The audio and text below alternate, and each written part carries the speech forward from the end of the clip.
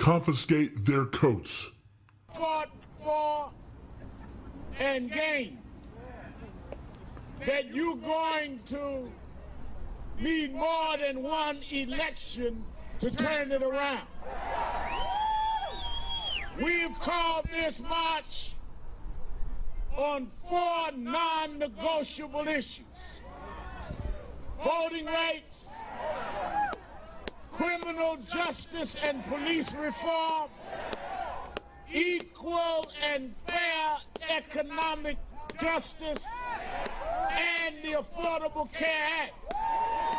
We come to Washington from all over this country.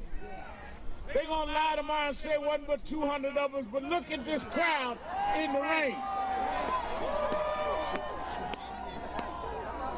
We come not to appeal to Donald Trump, because he's made it clear what his policies are and what his nominations are. We come to say to the Democrats in the Senate and in the House and into the moderate Republicans to get some backbone, get some guts. We didn't send you down here to be weak-kneed and get in the room and try to make friends. We sent you down here to stand up for senior citizens, to stand up for students that can't pay their loans, to stand up for victims of police abuse. If you can't do the job, then we'll come here and bring you back home. We are not going to compromise on those 4 things. What we must do, tomorrow there's action all over the country. Then, as we see the votes on confirmation, I'm taking a list today of you that are ready. We are going to go to senators' offices, and we are going to visit them right before the votes for Mr. Sessions. We need to make some house calls. We need to stay a little while. And we need to stay in their office while they on the floor voting here. Because Dr. King died fighting for these rights. That's why we came to the King Memorial. Mrs. Coretta Scott King, who used to speak at National Action Network every year, wrote a letter saying that Sessions shouldn't be on the federal bench. We owe it to her to have a roll call on those that would put him in the Justice Department. You're not getting a pass. We want the world to see if you sell us out, we're going to let everybody know who you are.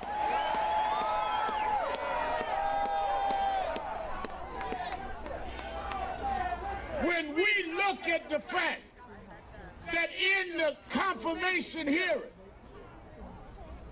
no one raised while he was sitting there when he said he supported vote ID. Well, if you support vote ID, why did you allow 37 motor vehicle places in Alabama where they could get their ID? They closed them right after the Supreme Court decision. 8 of the 10 top black counties closed them. You didn't say anything about it, Senator. You cannot be the head of the Justice Department and protect voters when you advocate suppressing the vote and blocking the vote. You said that you were against federal intervention and federal people getting involved in local cases, where this week alone we saw a consent decree in Baltimore, a report in Chicago. All of that, he would stop. We are not here because we didn't have something else to do. We're here because we fought hard to make sure that this administration heard our cry, and we are not going away now. Criminal justice and police reform must go forward. Let me say this. I saw on the front page of the Washington Post this morning about the case of N.A.N. I thought about how in this Justice Department is the case of Walter Scott, shot in the back on video, where there's a federal case. All of this movement, the re-enlivening of it, the revival of it, started when a young boy with nothing but Skittles and an iced tea in his hand was going home to his daddy, and he was shot down, and they wouldn't even arrest the assailant. And some of us went to Sanford, Florida, and stood up for Trayvon Martin, and we gonna stand up for N.A.N, and we gonna stand up for Walter Scott, and we gonna stand up for Tamir Rice. You may switch presidents, but we just gonna switch legs and keep on marching. We won't back down. We won't be trumped. We won't be trumped. We won't be trumped.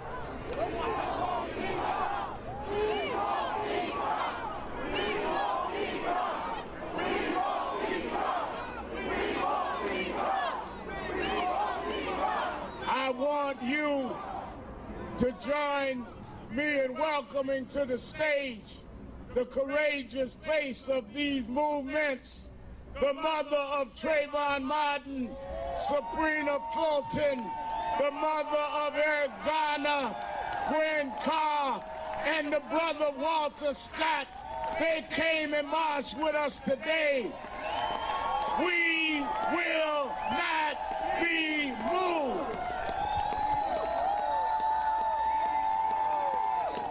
Let's hear. You know, the media likes to put out their friends and say, oh, this person speaks for the movement. We work with the families that have suffered. We've been with Sabrina from the beginning. We still there. We've been with N.A.N, we still there. We've been with Walter Scott, and we're going to be there to the end. Where's Kerry Weiss? Kerry Weiss was one of the young men that Donald Trump took ads and said that he should be executed for Central Park. We marched for him. We stood for him. He went to jail for something he didn't do and was finally exonerated after 13 years in jail. Couldn't get a job. So we gave him a job at National Action Network. We still here. Kerry Weiss, one of the Central Park Five. We know how to fight Trump. Kerry Weiss is an example of how we go fight. A man shot and killed with a question of mentality in San Diego, California. Albert Alongo, his father joins us. Richard Alongo. These are the cases that we want the Senate to make sure they have backbone to deal with. I want to hear from the families, then we're going to hear from one of the members of the Senate. A couple have come with us today. Then my colleagues in civil rights leadership are here. So we don't want you to think that you came all this distance just for a parade. A lot of folks have parades and call it a march. We lay out what we're going to do. It's house calls. How many of y'all ready to make house calls? How many of y'all ready for the day to go in and have a session on session at your senator's office? We want to break it down state by state. Call it sessions for session. Then we also, and I'm going to wait for Mark on this, we're calling a summit since the public sector's been closing on us. We need to select in the private sector the companies that are violating our principles, and we are going to have a national withdrawal of our dollars. And we're going to make sure the private sector balances out the public sector. So if you're going to cut us off in Washington, we're going to cut you off at home. Mother of Trayvon Martin, Sabrina Fulton. I want to say that I stand with Rev because he stood with me. We shall not be moved. Although it was my son, Trayvon Martin, that was shot and killed back in February 26, 2012, I want you to have the same compassion for me as if it was your child. It's so very important that we look out for our young people because they can't defend themselves. And so I continue this fight because my son was shot down and it made me stand up. So won't you stand with us? Won't you go back to your community and stand up and make a difference in your community? Thank you and God bless you. The mother of Eric Garner, Miss Gwen Carr. Thank you, everyone. Thank you all for being here. You know we all need to be here. This is the first step. This is not the end. This is the beginning. When we leave here, we have work to do. Like at National Action Network, I thank them so very much for standing with us. They stand with us when the lights are on and when they go out. A lot of you, when you go back to your homes, it'll be like nothing happened. We can't do that. We have to stand. There are things that are at stake that we have to address. Our voting rights. We must not embarrass our forefathers by letting them take away our voting rights. That's the most powerful weapon that we have. And we will not stand by quietly why they manipulate the voting rights. Our forefathers died. Our blood, our forefathers' blood is on that bill. And we must uphold them. And our civil rights, the right to a living wage. We shouldn't have to work 2 or 3 jobs just to get the minimum basics for our families. Everyone deserves a living wage. Why do they think that we are any less? The 67 million who's getting less than the minimum wage, less than a living wage. We don't want the minimum wage. We want a living wage. Okay? And we want for the women is getting paid 67 cents to every dollar that a man is making. Why? We do the best work. So we should get paid accordingly. Okay? And the police reform, we must remember, we must demand the way that our communities is being policed. We have to have a better standing there. We must demand that they respect human life better than they do. We must demand that they commune these sentences for the people with these low crimes, and they're keeping them in jail doing 2 and 3 lifetimes for what? Yes, so we have to stand together on this. And Obamacare, that was his pet project. We cannot let that be abolished. We will not stand here and say, oh, let them take it. No. We lost an election. We didn't lose our mind. Okay?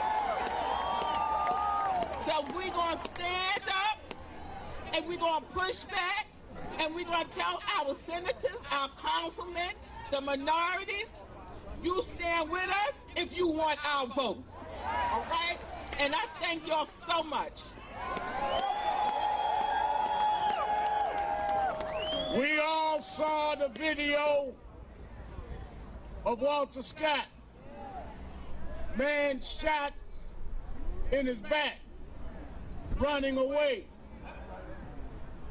The Sunday after he was shot, I went to North Charleston with Reverend Rivers, and we had a prayer vigil at that spot. The man that we had lead us in prayer was Reverend Pinckney, who 2 months later was one of the 9 killed in his church in Charleston. It's too much going on to play games with the Justice Department. In the Justice Department is the case of Walter Scott. This family, just like the Garner family, has advocated nothing but asking for justice. They've not called for one word of hate, not one act of violence. The question, Mr. Trump, is not how we act. The question is how y'all gonna act about justice. How you gonna act to people that stand up and make America great. When you can see people mowed down in a church and Bible class and turn and forgive the killer, that's what makes people great. Talking loud, saying nothing, tweeting in the middle of the night don't make you great. Great is when you can look hate in the face and refuse to hate and become like the hater. I bring you the brother of Walter Scott, Rodney Scott. Live satellite news. It's huge.